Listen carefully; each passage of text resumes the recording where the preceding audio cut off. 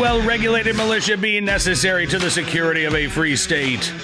The right of the people to keep and bear arms shall not be infringed. Well, I'll give you one guess as to what we're talking about on the show today. Actually, you've already read the graphic and the headline, so you already know. We're talking about David Chipman's nomination, the now former nomination of David Chipman, the former ATF agent turned gun control activist who was tapped by President Joe Biden to head up the Bureau of Alcohol, Tobacco, Firearms, and Explosives, a place where Chipman had spent 25 years as an agent before embarking on a nearly 10-year career as a paid gun control lobbyist.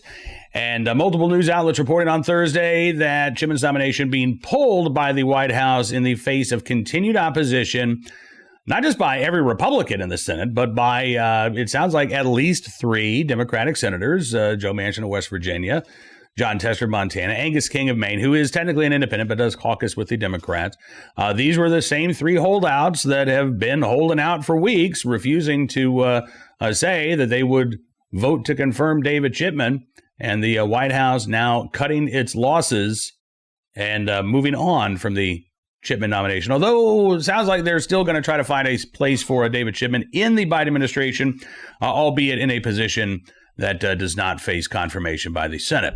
So join us to talk about all things related to the Chipman nomination, where we go from here, what the gun control groups are likely to do. Are we going to see another nominee to head up the ATF? Stephen Gutowski of the Reload sat down and joined me for a lengthy conversation about all those topics and more. Take a look and a listen. Stephen Gutowski, thank you, sir, for coming on the program. It's good talking with you today. Hey, thanks for having me. Absolutely. And let's just get right to it. The nomination of David Chipman, from what we're hearing, multiple news outlets reporting that the White House is pulling his nomination. So I have to ask, first of all, I mean, given your reporting over the past couple of months, the things that you've uncovered, the ATF agents that you've spoken to, both on the record and on background, who've talked about not just Chipman's anti-gun hostility, but, some of the problems with the things that he said, allegations of racism when he was at the ATF. Are you surprised that the Biden administration is pulling the nomination? Are you surprised that it took this long? And what's your take on the White House giving up on putting a gun control activist in as head of ATF? Yeah, I mean, it is interesting, the timing. Obviously he had his confirmation hearing back in May. And so the only real news about him or his background were these stories where, we had agents corroborating the existence of this complaint that he had made racist comments when he was in the Detroit office. And then we had a black former agent tell me that he tried to sabotage his promotion through, an investigation that was initiated at the OIG, Department of Justice. And those are the 2 big things that came out about him. There was a lot of sort of horse race type reporting going on, where senators were at on these things. But those stories led to, the entire Republican caucus of the Judiciary Committee calling for a second hearing on Chipman. They led to Mitch McConnell calling for his withdrawal on the Senate floor. And they had led to Dick Durbin labeling me and the Reload a anti-gun safety website that was making up these claims. Right? But those were the significant developments, and I think it's pretty clear that those had a significant impact on his nomination, because a month after the second story comes out, now they're pulling him. Whereas like the other calculations, his gun control background, his work for gun control organizations, that was all well known before he was even picked to be the nominee. So, it's interesting. I think the timing confirms that those stories had an impact. And I don't know where the White House is going to go from here. I would imagine they're going to wait until after the midterms to try a different nominee, maybe. Maybe they'll just give up. I don't know. It probably depends on how the midterms go. If they hold the Senate, then I would imagine they'll try to get somebody else through. It's an interesting calculation for the White House, because you're right. I mean, we're coming up on the midterms, but Joe Biden is watching his approval ratings in free fall right now. There was one Democratic strategist I saw who said Democrats better get ready for a bloodbath in the midterms, because if things don't change, we're going to, have our rear ends handed to us. So, does Biden try to wait until after the midterms, hoping that, he can defy history and his party will actually gain seats? Or does he try to do something now? You've still got that 50-50 Senate. Maybe you try to find somebody that, is more acceptable, not to Republicans, but to Democrats like Joe Manchin. Ed Morrissey at Hot Air suggested that Val Demings, Democrat from Florida, former Orlando police chief, would be a good choice, but she's running for the Senate against Marco Rubio in Florida, so she would have to decide to withdraw from that race. And again, maybe she gets confirmed because there are senators who know her. Maybe she doesn't because she brings a lot of baggage to the table as well. Democrats might not actually want a police chief. That's the problem I think for Biden right now, Stephen. As you look at the Democratic coalition, and it really is sort of at odds with itself, right? I mean, you've got the gun control activists who say we need somebody like David Chipman in charge of the ATF, but then you've got the far left base of the Democrats who say, look, we need to defund police. We need to be working, moving away from these types of, incarceratory policies. I'm kind of with you. I don't know that there's an easy way out for Joe Biden going forward here. Yeah, I mean, Angus McQueen, the independent from Maine who Angus King. With them. Sorry. Oh, man, getting my gun figures mixed up. Yeah, Angus King, the senator from Maine who caucuses with Democrats. He's an independent, but he caucuses with Democrats. He's been identified a lot as the main person who sunk this nomination. And one of my sources tells me that he put up two names. One of them was Robinson, who's the current acting director of the ATF. So maybe they'll try to go with a less controversial pick just to get a confirmed director in there. Robinson isn't nearly he doesn't have the same kind of history that Chipman does of Marvin Richardson, right? Yeah. Sorry, Richardson. Okay. He doesn't have the same history of working directly for gun control organizations like Chipman does, but he obviously has that career history at the ATF, and he's currently running the ATF. So, but at the same time, like, we've had acting directors for years now. The confirmed director isn't necessary for the organization to function. Right. So maybe and the thing is, Democrats, the moderate Democrats, especially the ones up for re-election in the midterms, I don't think they want any more gun votes at all on this. I've talked to staffers in the Democratic side of the Senate, and I just think a lot of them don't want any gun vote one way or the other. Like I don't even know if they're happy that this got withdrawn. They probably just would have preferred it to stay in limbo and not have to talk about it at all. So putting up another nominee before the midterms seems like it's up to the White House. So, the senators don't have final say as to whether he's going to nominate somebody, but you imagine that they don't necessarily want to have another fight like this right before they go back up for re-election, regardless of who the nominee is. Absolutely. Just out of curiosity, do you feel comfortable saying who that second name was that had been floated by King's office? I can't remember off the top of my head, unfortunately. I believe it was another former, another lifetime ATF nominee. I believe it was a former acting director as well. So King is looking at people who are career people seem to be what he was putting forward as people to replace Chipman. Well, I mean, and that does make sense because look, if David Chipman has spent 25 years within the ATF and then he hadn't gone to work for Mayors Against Illegal Guns in Giffords, if he had not been an outspoken gun control lobbyist for close to a decade, this nomination may very well have turned out differently.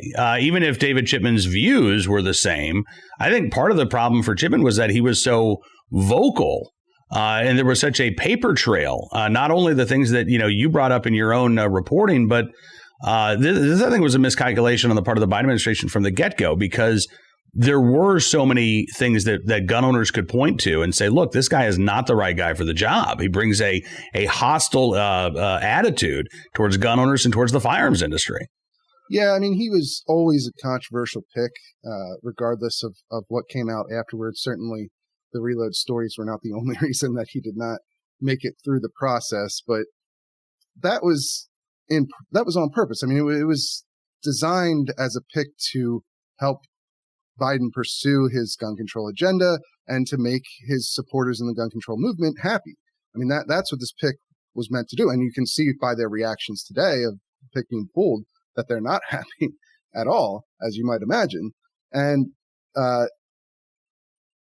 it's kind of like, sure, he could have picked a much less controversial figure, but that would have done a lot less to appease the supporters that he was looking to make happy. The gun control supporters would not have likely been super happy if he had just picked the acting director that currently is sitting over the ATF and made him the nominee. Like they wanted David Chipman because David Chipman is one of them. Absolutely. And I think gun control groups bear a lot of the responsibility for the failure of this nomination, because you're right. This was a strategy on the part of gun control groups. I mean, they viewed David Chipman as their golden boy, and the chance to put one of their own in as the head of the permanent director of the ATF. I mean, I think that was something that they had planned before Biden was even sworn in. I mean, I think that was one of their big ticket agenda items. Let's put one of our own in at the ATF. And I think there was some hubris on the part of the gun control activists, not realizing, maybe they knew that David Chipman would be controversial, but I don't think that they realized that he would be unacceptable to, let's say red state Democrats like independents who caucus with Democrats like Angus King, or somebody like a Joe Manchin. I think that they really thought that Biden could sort of steamroll any opposition in the Senate, and that just didn't happen. Yeah, and I mean, to be fair to them, right, this is only the second nominee that hasn't gone through.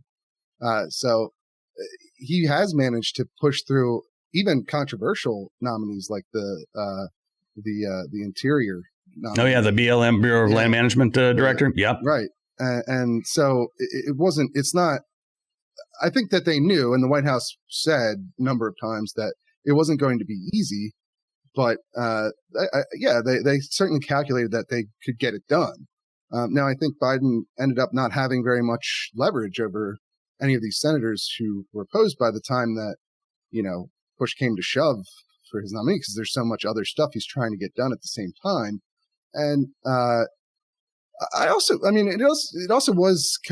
was a stretch to think they could get him nominated, but it was also sort of a pragmatic move to try and placate the gun control community, because I think the Biden administration realizes that they weren't going to be able to get any legislation through on guns. And so they thought maybe they could get, a pick through with 50 votes, which also kind of gives you some insight into this idea that if they just eliminated the filibuster, they would get a lot of the gun control priorities that they have through a 50 vote majority. Mm-hmm. It's not really clear that that's true. They can't get Chipman through that same 50 vote majority.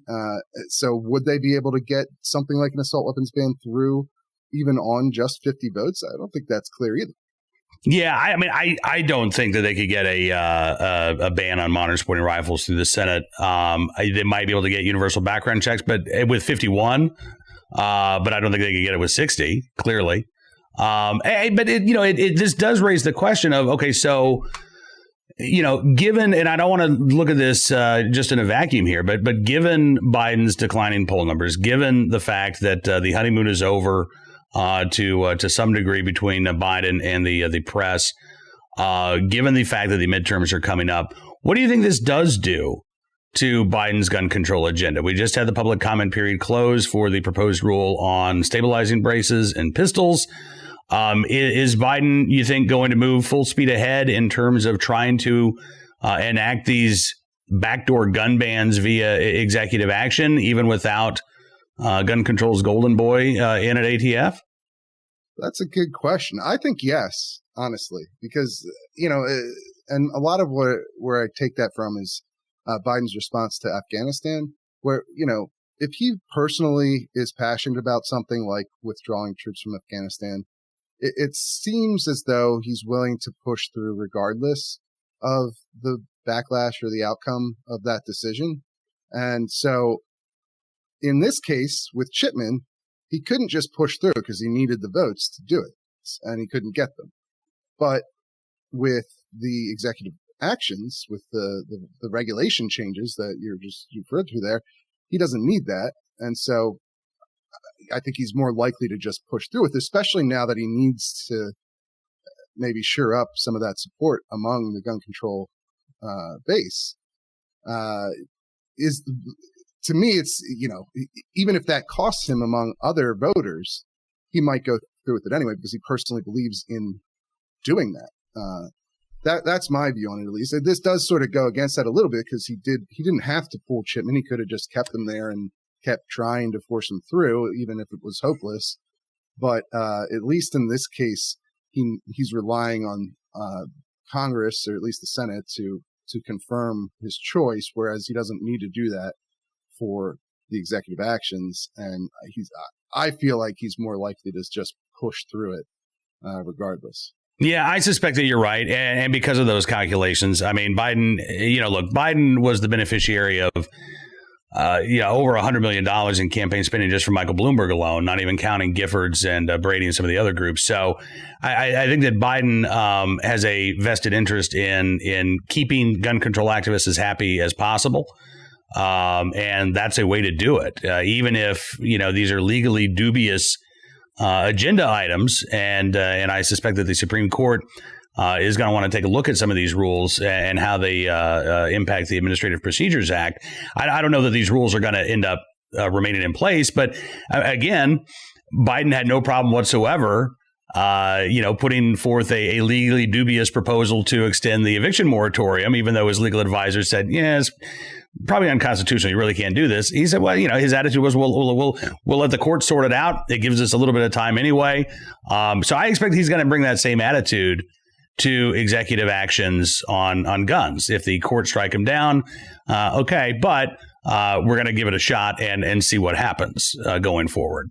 Yeah, I feel like if he was going to pull it over the overwhelming negative response in the comment period, that they would have already done that before the comment period ended. Yeah, could be wrong, but that's how things went with the green tip ban during the Obama administration. They pulled that before it got through the comment period.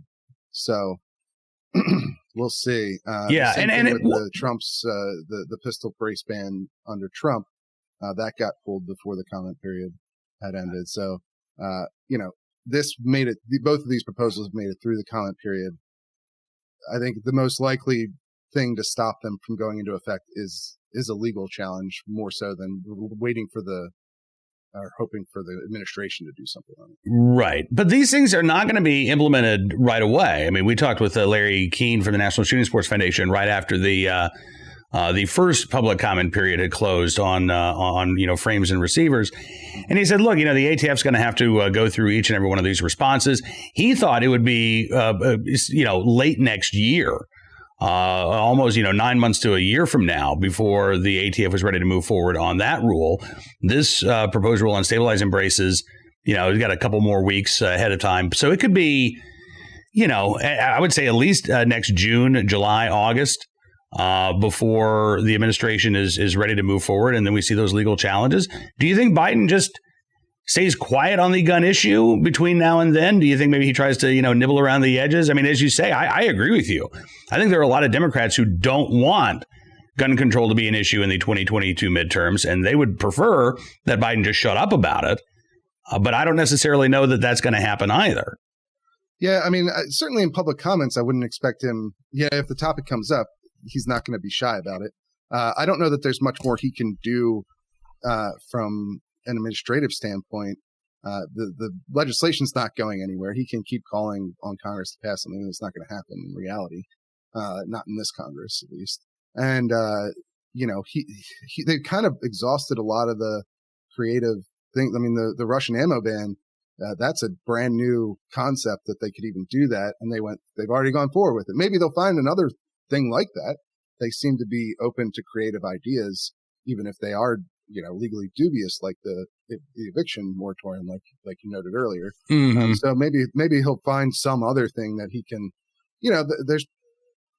I don't doubt their creativity in trying to address this issue, unilaterally. So maybe we'll see something.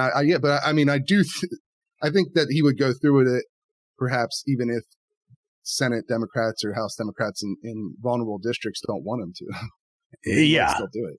I think you're right. Because I do think this is one of those issues where Biden actually does have some legitimate passion. Yeah. And I think that that's a long-standing passion for Biden. But what okay, so probably the last question. I might have one more follow-up for you, but what does this do to the gun control lobby, Stephen? I mean, they have spent obviously a lot of time and energy on this nomination. They proclaimed that the gun lobby being weakened meant that the American people were finally going to be heard, and a new day was here. What does it mean for groups like Giffords and Everytown and Brady that David Chipman is not going to be confirmed as ATF director? He's not even going to get a vote in the Senate because the White House is pulling this nomination. Yeah, I think it shows that they don't have as much pull even within the Democratic caucus as they might like people to think, and that opposition to their policies is born out of something more than just NRA lobbying. Right? Because I don't think it was the NRA that convinced Angus King not to vote for Chipman.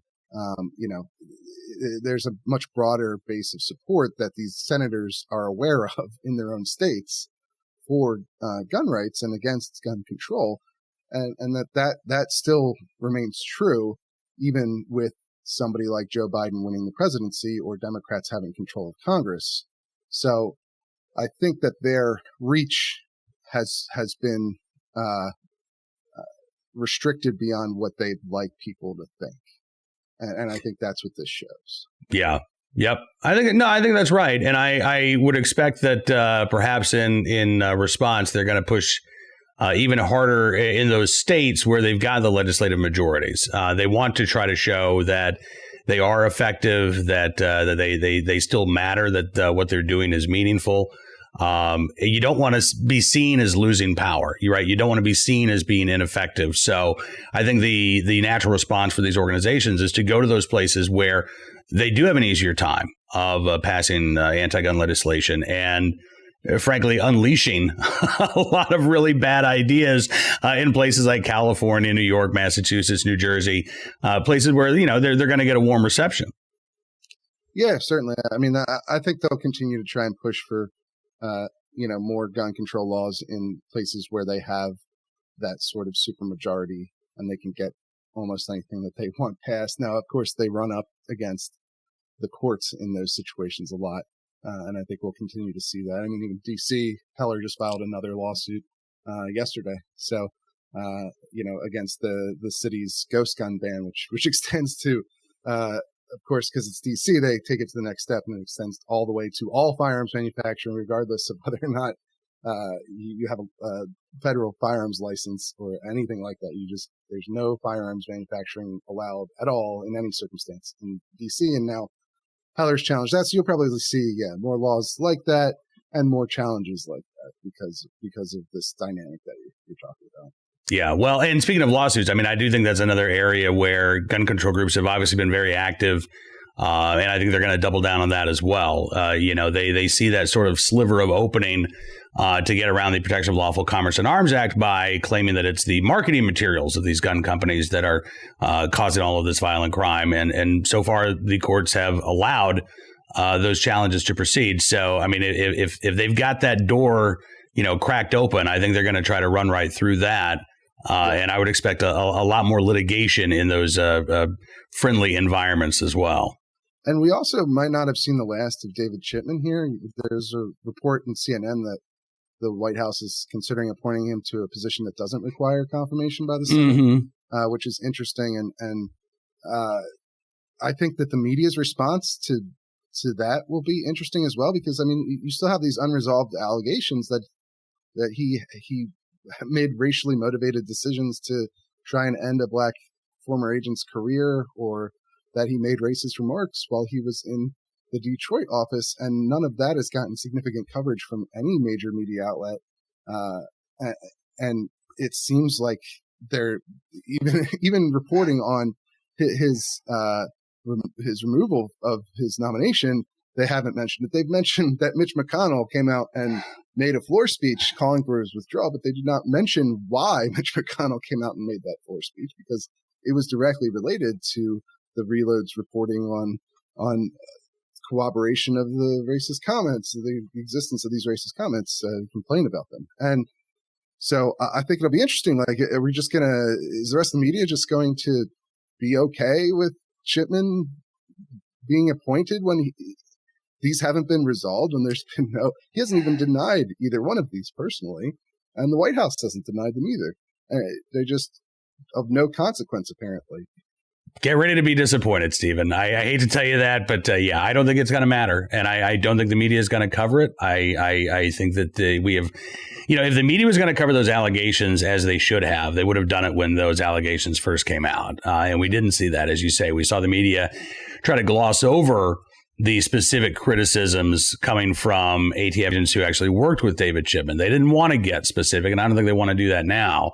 And Neera Tanden, the OMB nominee whose nomination was ultimately pulled, she's now a senior advisor to Joe Biden, an unconfirmable position. And I have a feeling that's exactly where David Chipman's going to end up. He'll be in the White House as a senior advisor. He won't have the decision-making authority, but he'll still be there whispering in the president's ear or the chief of staff's ear about, what the administration should do to advance the interests of the gun control lobby. I think that's what's going to end up happening.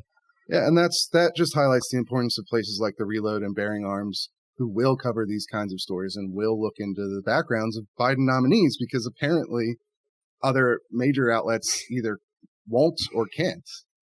So that's, I think, my bottom line to this whole situation is like people need to support and follow outlets like yours and mine if they want this kind of information at all. Like, it's not as though anyone's disproven these claims. They just don't cover them.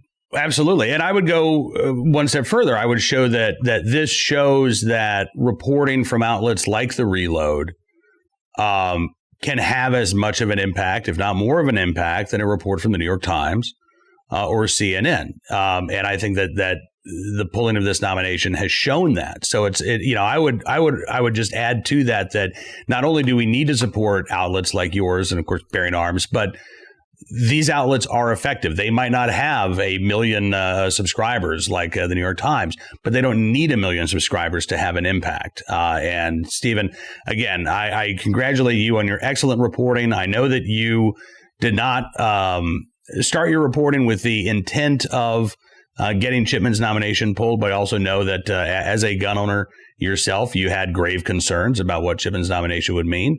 But I think that your reporting was very fair. I think it was honest. I think that you provided opportunities for the other side to speak out and to respond. They chose not to do that. They chose to call you names instead. And as a result, I think of their failed strategy, their nominee is no longer under consideration. And that's not because, let's put it this way, that's ultimately because of the flaws in David Chipman and the flaws in the strategy, as well as the highlighting of those unresolved issues in Chipman's past that you're able to bring to the table. So again, I think you did fantastic work reporting on this, and congratulations on a big story. Thank you. I really appreciate that. And thank you for being one of the people who was willing to, give light to these stories and share them with your audience and inform people about what was happening. Hey, that's what we do here. Stephen Gutowski of the Reload. Thank you, as always, my friend, for coming on the program, and I'm sure we'll be talking again very soon. Absolutely. Appreciate Stephen joining us on the program. We, of course, are going to have more reaction throughout the day here on BearingArms.com. In fact, as we were talking, just got a message from Alan Gottlieb of the Second Amendment Foundation who says, I want to thank every gun owner and concerned voter who contacted their senators and helped us stop this dangerous nominee from being confirmed. This is a great grassroots victory for the Second Amendment. Gun rights lobby 1, Biden gun ban lobby 0. How about that? And I think it's accurate. I think that's accurate. The gun ban lobby did not get their wish. They are going to be, I think, impacted by this. I think that they are going to lose stature within the Democratic Party itself, because there are those voices on the left who say, listen, we don't need to be trying to put more gun laws on the books. The more gun laws leads to more policing. It leads to more incarceration, primarily of young black men. This is the wrong way to go about it. We need things like community violence intervention efforts. We don't need to be putting more gun laws on the books. And I expect those voices to get louder within the Democratic Party. There is this, I think, behind-the-scenes battle going on between the old-school gun control groups who say, no, we really do need to ban and arrest our way to safety. And some of the folks on the left, I think even further to the left, who say, no. We don't need to do that because we need to reimagine policing. We need to be not just thinking about reforming the criminal justice system, but reinventing the criminal justice system. These are not folks who are making a pro-Second Amendment argument, but they are making an anti-gun control argument. And I expect that those debates are going to grow even louder in the Democrat Party in the short and not too long term. All right, that is going to do it for this edition of Bearing Arms Cam and Company. We just had a beefy discussion with Stephen, so we'll save our good deed of the day and our recidivist report and our armed citizen report for our next program, which will be coming up on Monday. Until then, though, don't forget to check out bearingarms.com for all of the latest Second Amendment news and information that you need to know about. And we'll be back on Monday, as I said. Until then, be well, be safe, and be free.